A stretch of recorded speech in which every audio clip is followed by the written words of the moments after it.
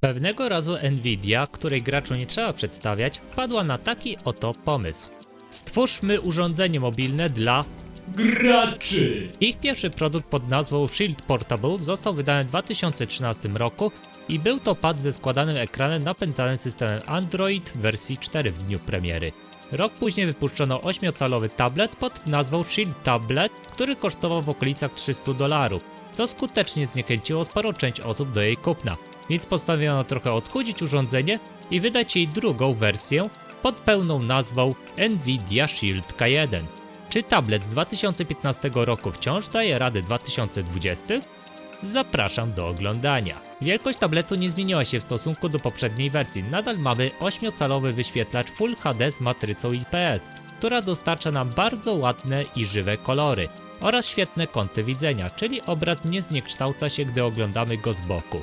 Z najważniejszych specyfikacji, które w stosunku do poprzedniczki zostały bez zmian, to 4-rdzeniowy procesor Tegra K1, 2 GB pamięci operacyjnej RAM, układ graficzny CUDA Kepler ze 192 rdzeniami, wejście mini HDMI, wejście na słuchawki, wejście na kartę microSD wspierające do 128 GB miejsca oraz wejście micro USB. Aha, i jeszcze wyposażone jest w głośniki stereo po bokach oraz działa na systemie Android 7.0 Nougat. Z najważniejszych zmian w nowym modelu to pamięć wewnętrzna o wielkości 16 GB zamiast 32 w stosunku do poprzedniczki, co niestety powoduje, że naprawdę mało aplikacji można sobie zainstalować, ale na szczęście można sobie rozszerzyć do max dodatkowej 128 GB przez kartę microSD.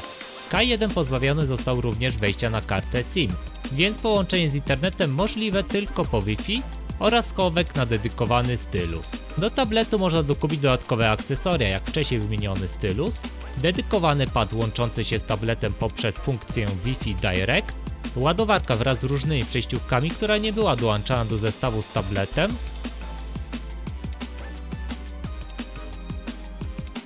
oraz z metalowymi końcówkami dedykowana przystawka, dzięki któremu możemy sobie wygodnie postawić tablet na stole lub sobie w ręce trzymać. Przystępując jednak do najważniejszej części, czyli jak sobie ten tablet radzi. W okolicach premiery to wydajność była niesamowita. Wymagające gierki działały płynnie, były nawet produkcje specjalnie zoptymalizowane pod kątem działania tabletu, jak na przykład Portal 2, Half-Life 2 czy Borderlands 2. Ale minęło 5 lat i teraz to krótko mówiąc, nadal jest dobrze. Ale nie bez wad. O ile nawigowanie po menu jest jeszcze płynne, to już odpalenie bardziej wymagającej gry może spowodować zadyszkę. Zwłaszcza jeśli chodzi o jakieś nowe produkcje. Jeśli ktoś się zastanawia nad kupnem tego tabletu, by grać na najwyższych możliwych ustawieniach i do tego nie doświadczać żadnych momentów przycinania się, to z miejsca odradzam. Dla przykładu, takie Call of Duty Mobile ustawia się z automatu na najniższe wartości bez możliwości ich zmiany, albo Lineage 2, gdzie jak ustawicie wszystko na max, to bardzo często gra się może zawiesić i wyrzucić was do pulpitu. Do tego część produkcji, które były dostępne na ten tablet, jak na przykład Borderlands 2, już nie są dostępne. Jeszcze takie jedno ważne info, przynajmniej dla niektórych, na tym sprzęcie androidowego Fortnite'a nie zainstalujecie. Jednakże jeśli nie macie potrzeby grać na maksimum ustawieniach, to jest ok. Natomiast co nie jest ok, to jest to czas pracy baterii, która średnio trzyma w okolicach niecałych 3 godzin podczas grania i oglądania filmików. Z jednym wyjątkiem, ale o nim później wspomnę. Natomiast jeśli chodzi o zwykłe czytanie, to bateria starczała mi na około 5 do max 7 godzin, więc w przypadku gier i filmów to jest dosyć słabo. Oraz te nieszczęsne tylko 2 GB RAMu, co powoduje, że jak uruchomicie trochę więcej procesów działających w tle, to odczujecie znaczne spowolnienie sprzętu. I lekarstwem na to będzie częste restartowanie tabletu. To, co wyróżniało ten tablet na tle innych urządzeń, to ekskluzywne usługi, jak na przykład Game Stream, czyli możliwość przesyłania strumieniowo gier z własnego, wyposażonego w kartę graficzną GeForce komputera, do tabletu. Oraz GeForce Now, czyli też granie strumieniowe, ale nie przez własny PC, ale przez turbomocne sprzęty po stronie Nvidii, czyli popularnie tak zwane granie w chmurze. Jeśli ktoś się nie orientuje, o co chodzi, to wyobraź sobie, że możesz zagrać w najnowsze gry na maksymalnych ustawieniach i nie musisz się martwić, czy aktualnie posiadany sprzęt sprosta wymaganiom gry. Jedynie co musisz mieć, to odpowiednie, szybkie i stabilne łącze internetowe. Sama aplikacja jest przejrzysta i czytelna. oraz bezproblemowo możemy sobie ustawić, czy chcemy, aby jakość obrazu była dobierana automatycznie na podstawie siły i stabilności połączenia naszej sieci domowej, lub ustawić na sztywno rozdzielczość i klatkarz do maksymalnie Full HD w 60 klatkach. GameStream pokazuje nam od razu, jakie gry zainstalowane na naszym komputerze możemy pograć, ale również dobrze możemy sami dodać je ręcznie poprzez program GeForce Experience na naszym komputerze. Co więcej, możemy jeszcze opisać i wkleić okładkę do dodawanej gry. Działanie GameStreamu u siebie oceniam na bardzo dobre. Granie poprzez nie jest super wygodne, bardzo rzadko doznawałem zacięcia, pogorszenia się jakości obrazu lub walenia mnie do pulpitu, a opóźnienia były wręcz nieodczuwalne. I to wszystko bezprzewodowo po paśmie 5 GHz. Szkoda, że nie mogę tego samego powiedzieć o usłudze GeForce Now. Jako użytkownik internetu LTE, to miałem momenty, gdzie raz działało mi ładnie i stabilnie i to tak bardzo, że miejscami zapominałem, że gra w rzeczywistości odpalona jest gdzieś bardzo daleko ode mnie, a czasem to cięło mi okropnie. Obraz strasznie mi się zniekształcał i do tego dochodziły ogromne opóźnienia. W takim stanie nie było absolutnie mowy o jakimkolwiek komfortowym graniu. Ale to wszystko zależy, jakie masz połączenie sieciowe i takich mankamentów jak ja wcale nie musisz doświadczać. Przez tą usługę zdołałem przejść parę gierek, m.in. Batman Arkham Origin, Zaginięcie Ethana Cartera oraz Marlow Briggs. Tutaj jeszcze warto odnotować, że urządzenie Shield ma również do zaoferowania parę darmowych gier dostępnych w usłudze GeForce Now. Wielką zaletą tabletu to możliwość podłączenia go do naszego telewizora poprzez złącze mini HDMI i granie na wielkim ekranie po wybraniu trybu konsoli. Można też ustawić tryb lustrzany i jak zapewne się domyślacie, to gra będzie wyświetlana zarówno na ekranie tabletu, jak i telewizora. Przydatne w przypadku gier obsługujących tylko interfejs dotykowy. Tutaj taka ciekawostka. Shield K1 ma możliwość po przejściu w tryb konsolowy wyświetlać rozdzielczość 4K, ale z odświeżaniem tylko 30 Hz i bez wsparcia HDR. Ograniczenia te wynikają z posiadanego wyjścia HDMI w wersji 1.4. Biorąc pod uwagę, że GameStream i GeForce Now wspiera na tym sprzęcie max rozdzielczość Full HD, to moim zdaniem nie widzę większego sensu ustawiać tej wartości. Chyba że chcielibyście film obejrzeć w 4K. Tutaj wtrącę taką ciekawostkę, a mianowicie jak do tej recenzji zacząłem mierzyć czas trwania baterii przy odpalaniu różnych aplikacji, to, tak jak wcześniej wspominałem, że granie i oglądanie starcza na około 3 godzin działania sprzętu, to w przypadku strumieniowania gier przez GameStream i GeForce Now, to czas wydłużał mi się do 4 godzin w trybie przenośnym, a w trybie konsoli to potrafi nawet do 5 godzin trzymać. Spytacie dlaczego? Niestety, ale w tym przypadku nie mam zielonego pojęcia. Jak granie, to trzeba omówić również dedykowany pad do niego stworzony, zwany Shield Controller. Jak widać, pad do najpiękniejszych nie należy, ale liczy się przede wszystkim komfort użytkowania i tutaj te swoje zadanie spełnia. Wykonany jest z solidnego i wytrzymałego materiału, który nie przywodzi nam na myśl jakiś tani chiński plastik, który zaraz się nam w rękach rozpadnie. I co jest przynajmniej dla mnie ogromnym plusem, to jego matowa barwa, dzięki czemu można go użytkować przez długi czas i nie będzie sprawiać nam wrażenia, jakby była wyjęta przed chwilą ze śmietnika. Układ przycisku po prawej stronie oznaczony tak samo jak w padzie od Xboxa, gałki umiejscowione są jak w DualShocku od Sony, które są wygodne i czułe w swoim działaniu, co jest szczególnie przydatne do grania w FPS-y, oraz krzyżak, który moim zdaniem jest po prostu ok. Tutaj dochodzą jeszcze dodatkowe funkcje, jak na środku występujący gładzik, który imituje ruch myszką i tapnięcie palcem po tablecie, oraz przyciski funkcyjne do zwiększania jego głośności i pozostałe służące jako wstecz, pauza i odtwarzanie oraz wyjście do pulpitu, a ten wielki z logiem NVIDII służy do włączania pada i aktywowania mikrofonu znajdującego się o tutaj, i dzięki któremu możemy głosowo nawigować po systemie, jak na przykład odpal Sleeping Dogs.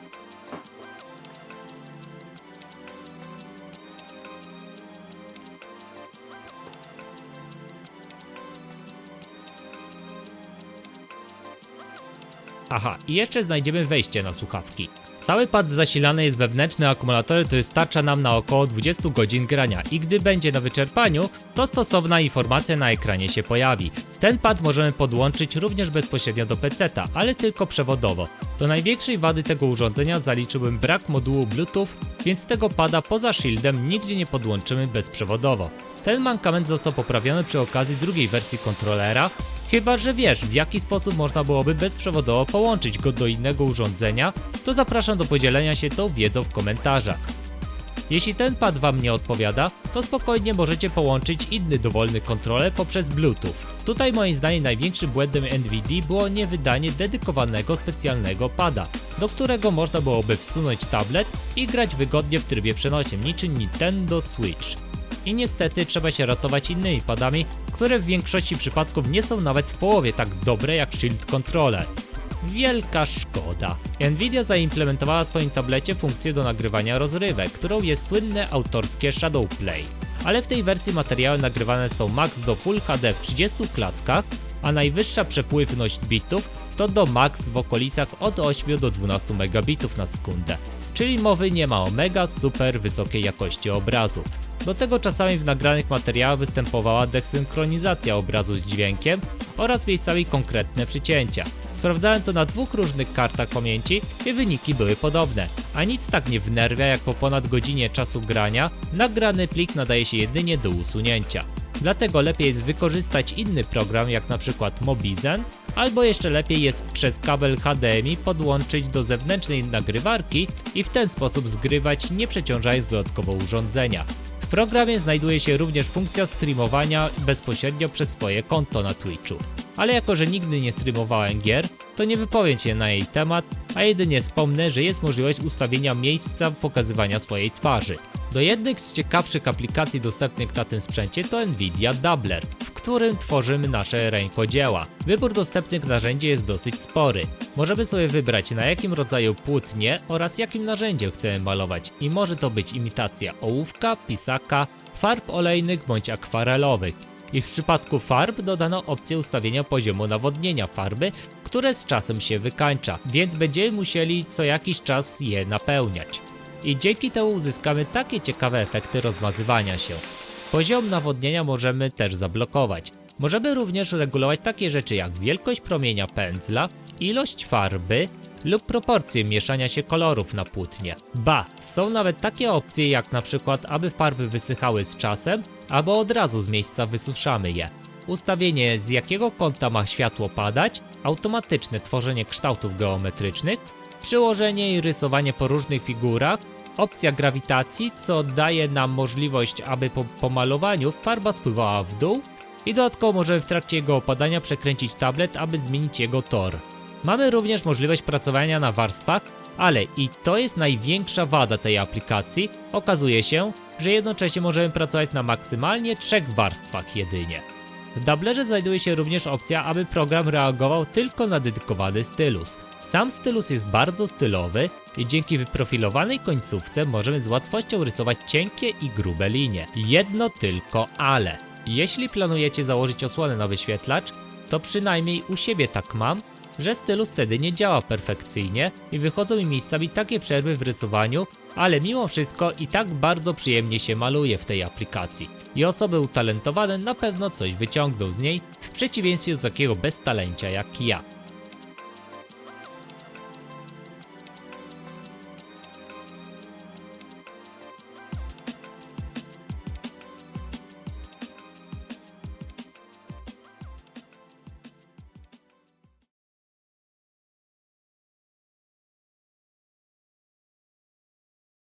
Oh, Jesus! Oh, God! Oh, oh, Jesus, God! Oh, Mary, Mother of Jesus, Jesus of Nazareth!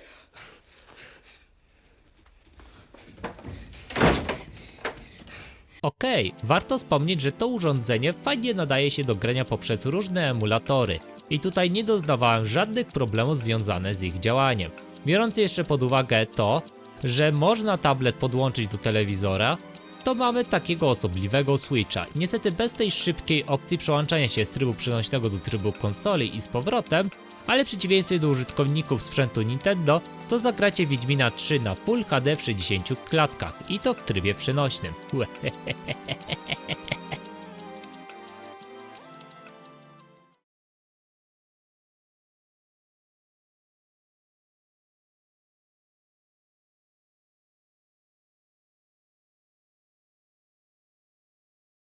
A teraz opowiem o funkcji, która jest o dziwo prawie przez każdego recenzenta pomijana.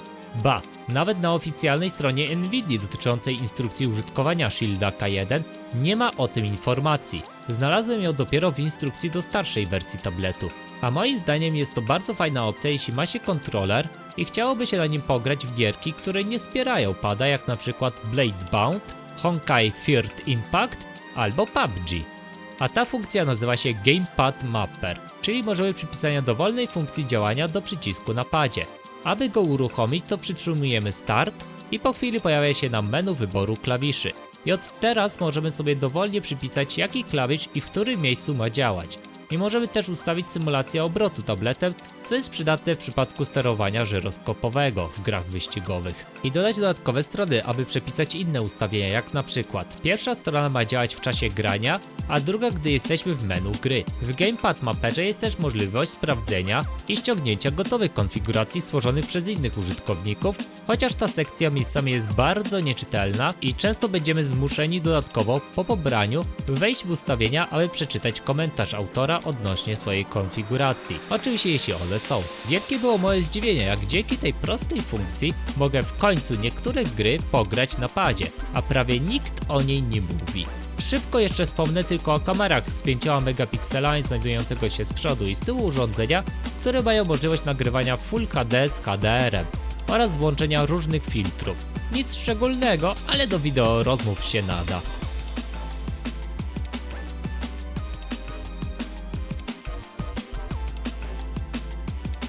I tak oto prezentuje się nasza strumieniowa przenośna tarcza.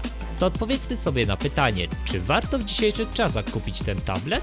I tutaj sprawa jest trochę skomplikowana. W tamtym roku miałbym o wiele łatwiejsze zadanie, jeśli chodzi o rekomendacje tego urządzenia, ale teraz to już nie tak bardzo, a to dlatego, że ekskluzywne usługi i aplikacje przestały być właśnie ekskluzywne.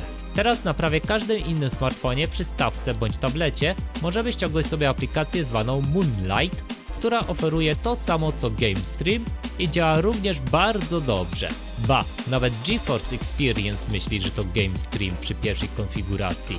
Chociaż mam wrażenie, że jednak GameStream pod kątem działania jest odrobinę lepiej zoptymalizowany. Dodatkowo od niedawna największa usługa do tej pory dostępna wyłącznie na urządzeniach serii Shield, czyli GeForce Now, jest teraz dostępna do ściągnięcia na prawie że wszystkich urządzeniach. Więc możesz nawet dzisiaj sobie sprawdzić, jak to u Ciebie działa. Jest tylko jedna różnica, a chodzi o brak dostępu do darmowych gier w ramach tej usługi. One nadal są dostępne wyłącznie na Shieldach, ale jako że tych dostępnych za darmo produkcji jest niewiele i próżno szukać tutaj nowości, to uważam, że jest to niewielka strata. W takim razie dla kogo jest to urządzenie? Bo jako sprzęt przenośny na bardzo długie podróże za bardzo się nie nadaje, bo zaraz bateria Wam padnie. Ani do wymagających gier na Androida, bo specyfikacja sprzętu jest dosyć słaba w stosunku do dzisiejszych standardów, a z powodu braku wejścia na kartę SIM, to niektórych gier w czasie podróży nie zagramy w ogóle. Trochę tak narzekam, ale osobiście jestem mega zadowolony z tego urządzenia. Był nawet taki okres, kiedy w dzień używałem go do oglądania przeróżnych filmików, grania w proste gierki lub grałem sobie wygodnie w łóżku grę z peceta. Gdy jechało się gdzieś dalej, to w hotelu odpalało i grało się poprzez GeForce Now bądź oglądało z różnych serwisów VOD. Także jest to urządzenie, które stara się być jednocześnie sprzętem przenośnym i jednocześnie stacjonarnym. I wychodzi mu to nawet okej. Czy w takim wypadku warto kupić ten sprzęt? Powiem tak. W momencie publikacji tego filmiku ten tablet można jeszcze nabyć w okolicach 500 zł i jeśli chciałbyś oglądać i grać na większym ekranie i nie masz do tego super wysokich wymagań odnośnie tabletu, to w takim wypadku warto się zainteresować. Nvidia kiedyś ogłosiła, że wyda jeszcze bardziej ulepszoną wersję tego Shielda, który miał działać na lepszym procesorze zwanym X1 oraz posiadać 3 GB RAMów, ale niedługo później zrezygnowano z wydania. Podejrzewa się, że to właśnie przez Nintendo Switch, które notabene działa właśnie na procesorze X1 od Nvidii, nie doszło właśnie do wypuszczenia nowej wersji. A to wielka szkoda. Chociaż w 2019 roku pojawiło się info, które może sugerować, że firma ponownie chce wejść na rynek mobilny. I to by byłoby na tyle z mojej strony. A czy wy uważacie tworzenie takich przenośnych tabletów z myślą o graczach za fajny pomysł? Czy jednak strata pieniędzy i zasobów? Dajcie znać w komentarzach, a ja się z wami żegnam. Jak się podobało, to prośba szczera o łapkę w górę, subskrypcję, ustawienie sobie dzwonka, aby nie przegapić nowych materiałów. obserwowanie mnie na fejsie oraz na Twitterze i na koniec życzę Wam przede wszystkim zdrowia.